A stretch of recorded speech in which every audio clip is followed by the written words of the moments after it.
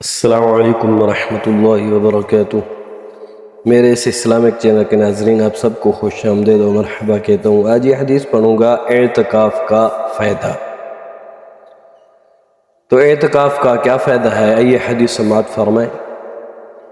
عن ابن عباس رضی اللہ تعالی عنہما ان رسول اللہ صلی اللہ علیہ وآلہ وسلم قال في المعتكف هو يعكف الذنوب ويجرى له من الحسنات كعامل الحسنات كلها۔ آئیے اس حدیث کا ترجمہ سماعت فرمائیں۔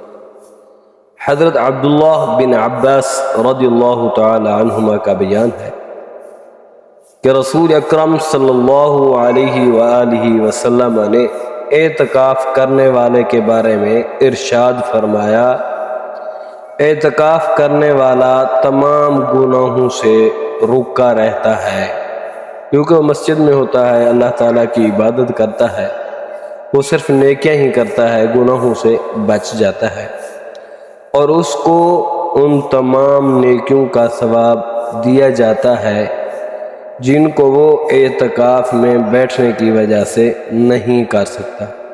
یعنی کسی کو صدقہ دینا تھا، یا کسی کو کچھ کھلانا تھا، مہمان نوازی کرنی تھی، جو بھی یعنی اس نے نیک عمل کرنے تھے، تو ساتھ ساتھ اللہ تعالیٰ اس کو وہ بھی نیک عمل کی جو ہے ثواب عطا فرماتا ہے، بالکل اس شخص کی طرح جو ان تمام نیکیوں کو کرنے والا ہو۔